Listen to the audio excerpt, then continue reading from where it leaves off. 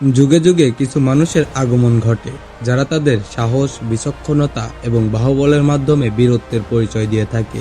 একটি জাতিকে সঠিক পথে পরিচালনা করতে হলে সঠিক দিক নির্দেশনার প্রয়োজন হয়। এই মানুষগুলোই তো সেই দায়িত্ব পালন করে। তারাই মহাবীর। তাদের নিয়েই তৈরি হয় নানান গল্প কথা, যা ইতিহাসের পাতায় তাদের নাম স্বর্ণ অক্ষরে লেখা থাকে। বলছিলাম 2014 সালে রিলিজ হওয়া হারকিউলিস এই মুভিটার কথা। বীর তার কর্মের মাধ্যমেই তার পরিচয় দিয়ে থাকে।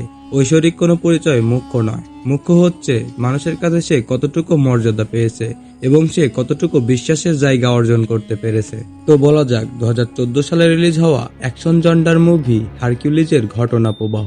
গ্রিস দেশের এক নগরী হচ্ছে থিবস। এই থিবস নগরীর এক বর্ষামুখর রাতে জন্ম নিয়েছিল এক অদ্ভুত ক্ষমতাধর শিশু, যার নাম ছিল হারকিউলিস। গ্রিসের পুরাণ মোতাবেক গ্রিসের দেবরাজ এবং আকাশ ও বর্জ্যের দেবতা হচ্ছে জিউস, আর এই দেবতা জিউসের পুত্রই হচ্ছে হারকিউলিস। গ্রিসের অন্যতম শ্রেষ্ঠ বীর হারকিউলিসের জন্ম হয় দেবতা ও মানুষের সংমিশ্রণে। মানে দেবতার পুত্র হওয়া সত্ত্বেও হারকিউলিস মানুষের গর্ভেই জন্ম নিয়েছিল। জিউসের অবৈধ সন্তান হারকিউলিসকে জিউসের স্ত্রী হেরা মেনে নিতে পারলেন না। হেরাও ছিলেন মহান ক্ষমতাধর দেবীদের রানী, আর তিনি তার স্বামীর এই বিশ্বাসঘাতকতার জন্য হারকিউলিসকে প্রচন্ড ঘৃণা করতেন। যদিও হারকিউলিসের মা হারকিউলিসের নাম রেখেছিল হেরার উপর ভিত্তি করেই। হারকিউলিস শব্দের অর্থ হলো হেরার গর্ব, কিন্তু এতেও হেরাকে সন্তুষ্ট করা গেল না। হারকিউলিসকে হত্যা করার জন্য দেবী হেরা প্রেরণ করলেন দুটি বিষধর সাপ। কিন্তু হারকিউলিস ছিল দেবরাজের সন্তান, তাই সেও পেয়েছিল ঐশ্বরিক কিছু ক্ষমতা এবং সে প্রচন্ড শক্তিশালী ছিল। তাই হারকিউলিস সেই দুটি বিষধর সাপকে হত্যা করে ফেলে। সময়ের সাথে সাথে হারকিউলিস যুবকে পরিণত হয়। সব দেবতারা মিলে হারকিউলিসকে দিল 12টি কাজের পরীক্ষা। এগুলোতে সফল হয়ে সে বীরত্বের পরিচয় দিতে পারল। আর রানী হেরাও দীর্ঘকাল থেকে করে আসা হারকিউলিসের উপর আক্রমণ সরিয়ে নিলেন। হারকিউলিস একাধারে কয়েক মাথাওয়ালা বিশাল আকৃতির সাপ কেটে ফেলল, বনের সেরা হিংস্র শূকরকে পরাজিত করল, আর সর্বশেষে সে দুর্ভোগ চামড়ার অধিকারী দানবীয় সিংহকে মেরে ফেলল। হারকিউলিসের এই লোককথা গ্রিস ছাড়াও আশেপাশের অঞ্চলগুলোতে প্রচারিত ছিল। গ্রিসের একটা উপকূলে কিছু জলদস্যুরা একটা ছেলেকে বেঁধে রেখেছিল, আর সে ছিল হারকিউলিসের ভাতিজা। আর সেই ছেলেটা জলদস্যুদেরকে হারকিউলিসের গল্পটাই শোনাচ্ছিল। জলদস্যুরা এসব শুনে হাসি ঠাট্টা করতে শুরু করে।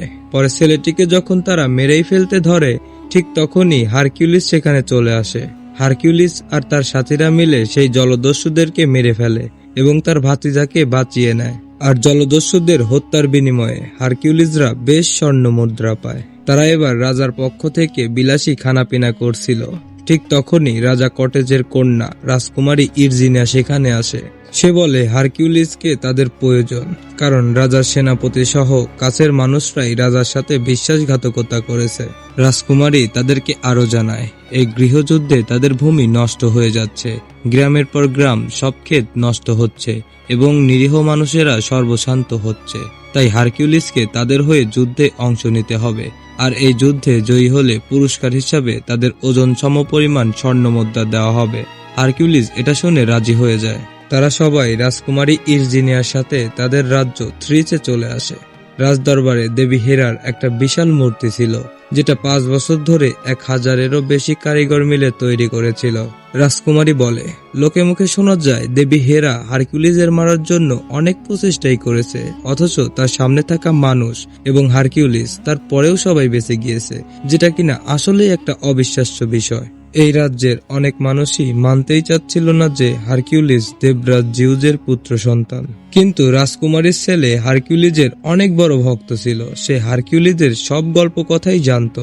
এরপর হারকিউলিসকে রাজার সাথে সাক্ষাৎ করা হয়। রাজা বলেন তাদের এই দুর্গটি ছিল থ্রিসের সর্বোচ্চ স্থান, কিন্তু এখন সেটা 2 ভাগে বিভক্ত হয়ে গিয়েছে। একটি তাদের আর অন্যটি রিসেস নিয়ে রেখেছে। রাজার প্রিয় সেনাপতি ছিলেন রিসেস, কিন্তু সে রাজাকে ধোঁকা দিয়েছে। রিসেস কিছু সৈন্য নিয়ে তার নিজের দল প্রতিষ্ঠা করেছে। লোকে বলে সে জাদুকর। সে তার জাদুকরি কথাবার্তায় মানুষকে বশ করে ফেলে। সে ভয়ঙ্কর এক বাহিনীর নেতৃত্ব দেয়। তাদের দেহ অর্ধেক মানুষের এবং আর অর্ধেক ঘোড়া দিয়ে তৈরি। তারা অশ্রব মানব। তাদেরকে প্রতিহত করা সাধারণ মানুষের পক্ষে প্রায় অসম্ভব। যুদ্ধে রাজার সৈনিকের পরিমাণ অনেক কমে গেছে। তার বাহিনীর জন্য এখন গ্রামের কৃষক আর কিছু ব্যবসায়ীকে নিয়োগ দিতে হবে, আর এদিকে হারকিউলিস সেই যুদ্ধে প্রশিক্ষণ দিবে। রাজা আরো বলে, প্রতিনিয়ত রিসেসের তাণ্ডবে নানান নিরীহ মানুষ সর্বহারা হয়ে যাচ্ছে এবং তারা রাজার কাছে এসে সাহায্য চাচ্ছে। যত তাড়াতাড়ি সম্ভব এই রিসেসকে দমাতেই হবে।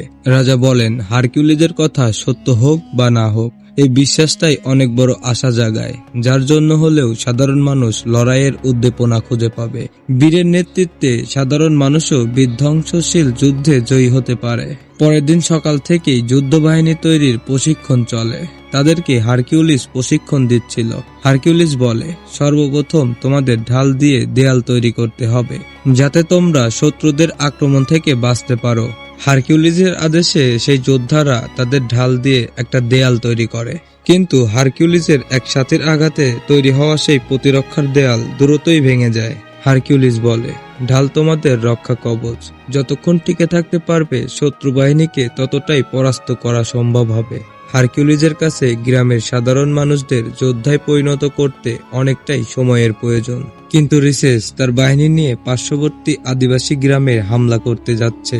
রাজা তার গুপ্তচরের মাধ্যমে এ খবর পেয়েছে, আর এ খবর যদি সত্যি হয় তাহলে রিসেস তার পরের টার্গেট হিসাবে তাদের রাজ্যই আক্রমণ করবে, আর এই জন্য তাদের দ্রুত সেনাবাহিনী তৈরি করতে হবে। হারকিউলিস বলে, দ্রুত সম্ভব নয়, এতে দুর্বল বাহিনী গঠিত হবে, আর দুর্বল বাহিনী নিয়ে যুদ্ধ করতে গেলে সেনাবাহিনী সহ এ রাজ্যের অনেক বড় ক্ষতি হয়ে যাবে। রাজা বলেন, যত দ্রুত আমরা শত্রুপক্ষকে প্রতিহত করতে পারবো তত দ্রুতই এ রাজ্যে শান্তি নিয়ে আসা সম্ভব হবে। তখন তারা সবাই মিলে সিদ্ধান্ত নেয় যে পরের দিন সকালে তারা পার্শ্ববর্তী গ্রামে যাবে, যেখানে রিসেস আক্রমণ করার জন্য আসছে। তারা ভাবে ওই গ্রামের আদিবাসীদের সাথে নিয়ে যুদ্ধ করলে তারা বেশ শক্তিশালী হতে পারবে, আর এতে রিসেসদেরও প্রতিহত করা অনেক সহজ হবে। রাতে রাজকুমারীর ছেলে হারকিউলিসের সাথে দেখা করতে আসে। সে বড় হয়ে হারকিউলিসের মতো হতে চায় এবং সে হারকিউলিসের মতো রাজ্য রক্ষা করবে। হারকিউলিস এটা শুনে খুশি হয়ে তার গলায় থাকা সিংহের দাঁতের লকেটটি ছেলেটিকে দেয়। সে এটি দানবীয় সিংহের পরাজয় ঘটিয়ে পেয়েছিল। এটি বীরত্বের স্মৃতি, যা ছেলেটিকে অনুপ্রাণিত করে যাবে। পরের দিন সকালে সৈন্যদের আবার একত্রিত করা হয়। হারকিউলিস বলে, তোমাদের ঢাল হলো তোমাদের আশ্রয়স্থল। তোমরা যখন ঘুমাবে তখন এই প্রতিরক্ষার ঢাল তোমাদের চাদর হবে, আর যখন তোমরা লড়াই করবে তখন এটি তোমাদের অস্ত্র হিসাবে কাজ করবে। যতক্ষণ তোমাদের দেহে প্রাণ আছে ততক্ষণ এই ঢাল দিয়ে তোমাদের তৈরিকৃত দেওয়াল ভাঙতে দেওয়া যাবে না। কথাগুলো মনে রেখো, তাহলেই আমরা বিজয়ের স্বাদ গ্রহণ করতে পারবো। এরপর সৈন্যবাহিনী নিয়ে হারকিউলিস পার্শ্ববর্তী গ্রামে চলে আসে, আর তারা তখন সেই গ্রামে যে দেখে সেখানে কেউই ছিল না, তবে কিছু মানুষের মাথা কেটে সেখানে ঝুলিয়ে রাখা হয়েছিল। রাজা তখন বলে, এর মানে হচ্ছে রিসেস আমাদের আগেই এই জায়গাতে এসেছে, আর এসব মানুষের কাটা মাথা দিয়ে আমাদের ভয় দেখানোর চেষ্টা করছে। তারা আরো সামনে এগিয়ে যায়, যে দেখে নানান লাশ সেখানে পড়ে রয়েছে, কিন্তু তাদের মধ্যে কিছু লাশ অনেক পুরনো আর কিছু লাশ ছিল একদমই নতুন। হারকিউলিস এটা দেখে বলে, এমনটা হওয়ার কথা না, এর মানে হচ্ছে এটা একটা ফাঁদ। আর তখনই লাশ ভান করে থাকা আদিবাসী সৈন্যরা গর্জে ওঠে। তারা হারকিউলিসদের চারদিক থেকে ঘিরে ফেলে। হারকিউলিস তখন বলে, তাদের সাহায্যের জন্যই তো আমরা এখানে এসেছি, তাহলে তারা আমাদেরকেই আক্রমণ করছে কেন?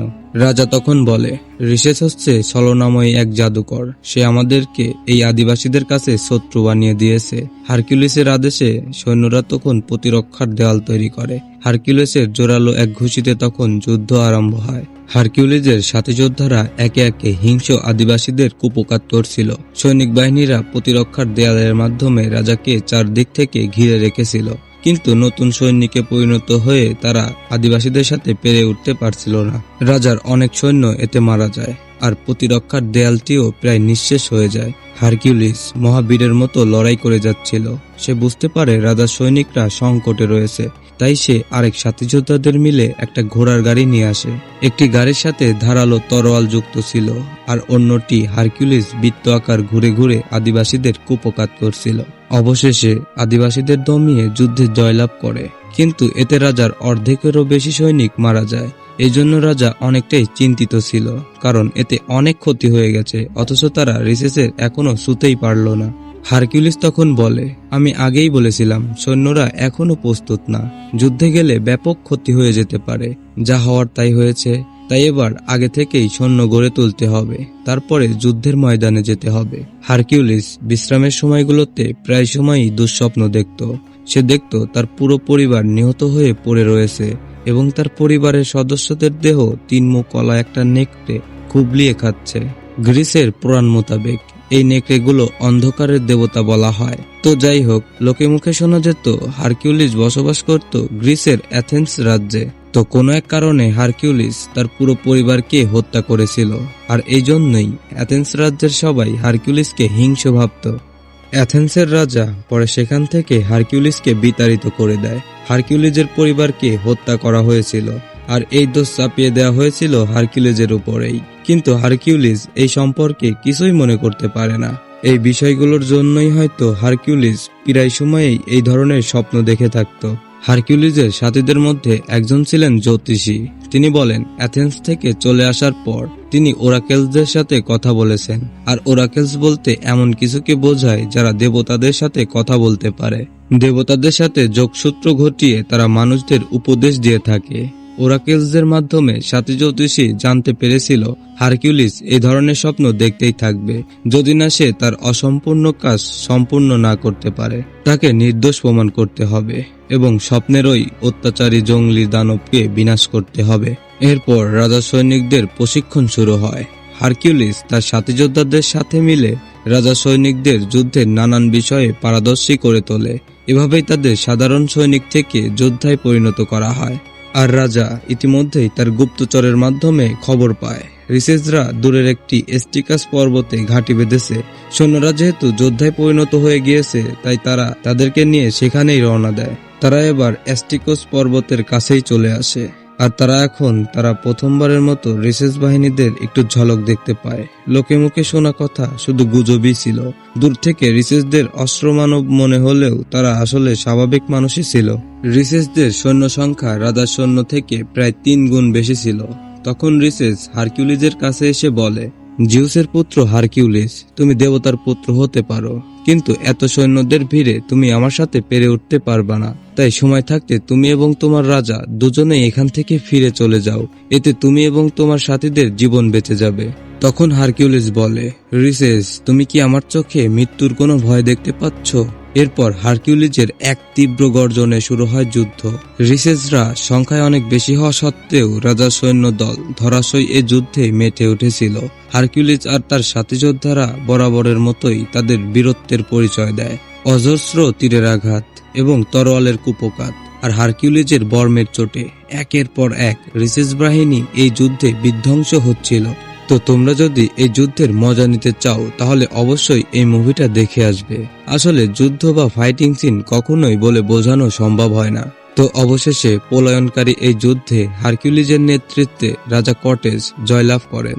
এই যুদ্ধে পরাজয় মেনে নেয় রিসেস এবং রিসেসকে বন্দী বানানো হয়। তাদেরকে পাথর ছুঁড়ে নিয়ে যাওয়া হচ্ছিল রাজপ্রাসাদে।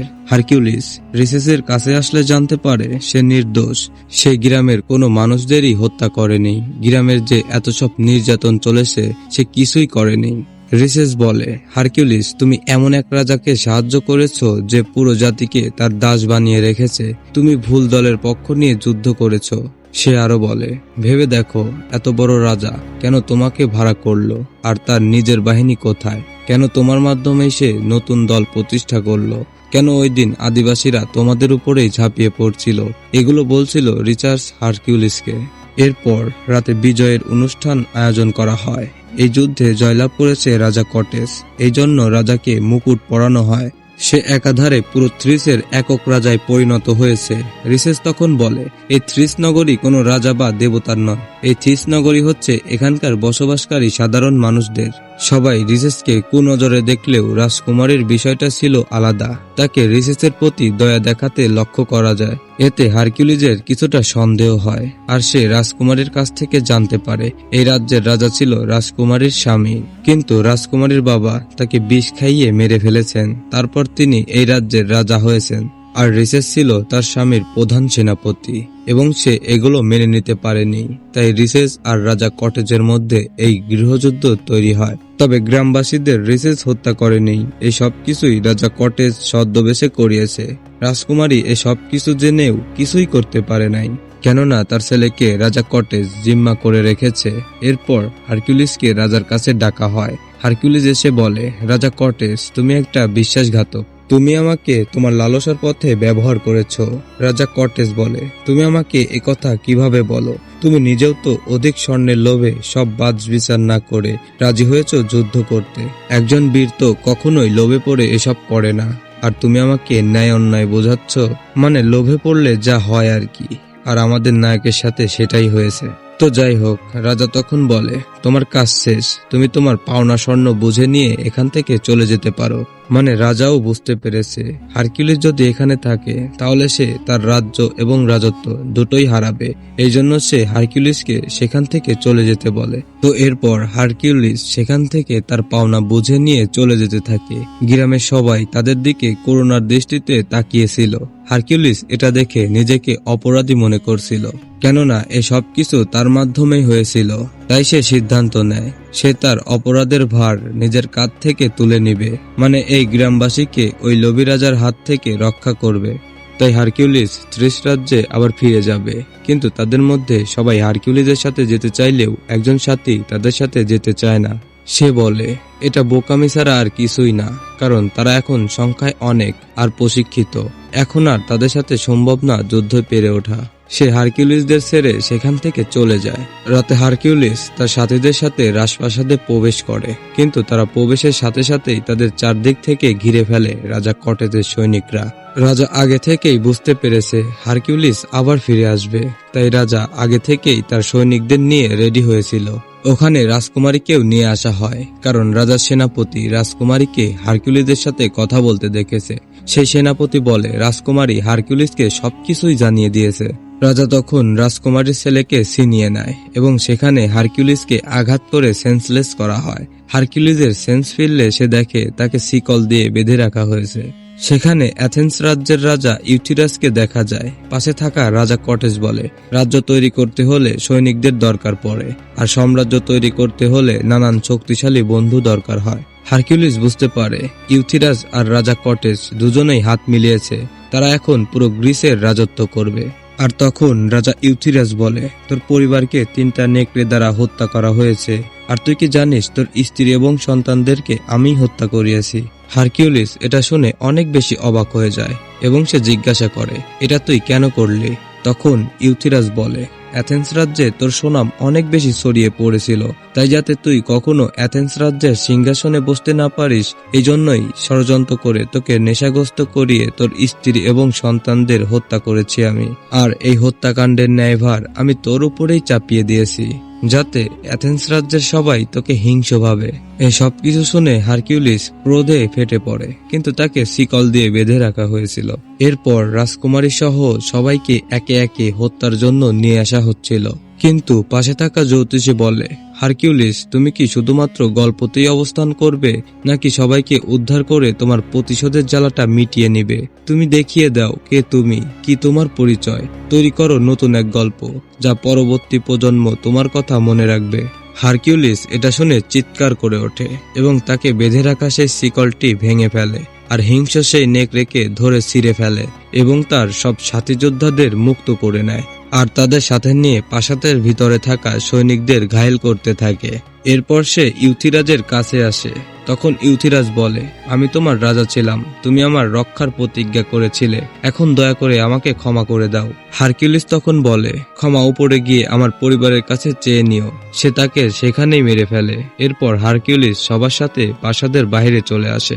সেখানে রাজা কর্টেস তার বিশাল সেনাবহর নিয়ে বাইরে দাঁড়িয়েছিল। হারকিউলিস সৈন্যদের বলে, তোমরা যুদ্ধে আমার কথাই শুনেছিলে, এখনো আমার কথাই শোনো। এ রাজা একজন বিশ্বাসঘাতক। তখন রাজা কর্টেস তার সৈন্যদেরকে বলে, বোকামি করো না, হারকিউলিস কোনো দেবতার পুত্র নয়, সে শুধুমাত্র একজন রক্ত মাংসে গড়া মানুষ। সে তার স্ত্রী এবং সন্তানদেরকে হত্যা করেছে, সে তো লোভী। তখন রাজা কর্টেস রাজকুমারীর ছেলেকে সেখানে নিয়ে আসে। তখন রাজা বলে, হারকিউলিস, তুমি যদি মাথা নত না করো তাহলে এই ছেলেটিকে এখানেই হত্যা করতে হবে। আর সেখানেই হারকিউলিসের সেই চলে যাওয়ার সাথীটি চলে আসে এবং সে রাজকুমারী ছেলেটিকে সেখান থেকে ছাড়িয়ে নেয়। বাচ্চাটিকে মেরে ফেলার চেষ্টা করা হচ্ছিল এবং তাকে বাঁচাতে গিয়ে হারকিউলিসের এক প্রিয় সাথী আহত হয় এবং রাজার সৈন্যরা আক্রমণ শুরু করে দেয়। হারকিউলিসের সাথী যোদ্ধারা বিশাল আকারের প্রদীপগুলো নিচে ফেলে দেয়, এতে সেই সৈন্যগুলো কিছুটা সময় আটকে পড়ে যায়। এদিকে হারকিউলিসের হাতেই তার প্রিয় সাথীটি মারা যায়। হারকিউলিস এতে গর্জে ওঠে। প্রাসাদের দুয়ারে ছিল দেবী হেরার দানবীয় মূর্তি। হারকিউলিস তার দেহের সর্বোচ্চ শক্তি দিয়ে সেই মূর্তিটি ভেঙে ফেলে এবং সেই মূর্তি গিয়ে পড়ে রাজার সৈন্যদের উপরে। আর রাজার সৈন্যরা এতে অনেক বেশি ভয় পেয়ে যায়। আর রাজা কর্টেস এই মূর্তির নিচে চাপা পড়েই মারা যায়। আর সৈনিকরা হারকিউলিসের এই দানবীয় রূপ দেখে বুঝতে পারে সে দেবরাজ জিউসের পুত্র হোক বা না হোক, সে একজন পলায়নকারী মহাবীর। আর তারা সবাই হারকিউলিসের কাছে মাথা নত করে এবং চারপাশে হারকিউলিস ধ্বনিতে মুখরোচী হয়ে পড়ে। বীর তার কর্মের মাধ্যমেই তার পরিচয় দিয়ে থাকে। ঐশ্বরিক কোনো পরিচয় মুখ্য নয়, মুখ্য হচ্ছে মানুষের কাছে সে কতটা মর্যাদা পেয়েছে বা বিশ্বাসের জায়গা অর্জন করতে পেরেছে। হতে পারে সে সাধারণ মানুষ বা হতে পারে সে দেবতা তুল্য, কিন্তু সবশেষে তিনি একজন মহাবীর যোদ্ধা। তো আজকের মুভিটা এখানেই শেষ হয়ে যায়। আমিও তোমাদের মাঝে থেকে বিদায় নিচ্ছি। দেখা হবে নতুন কোনো এক গল্পে। তো সেই অবধি তোমরা সবাই অনেক বেশি ভালো থাকো। দেখা হবে কয়েকদিনের মধ্যেই। তো আল্লাহ হাফেজ গাইস।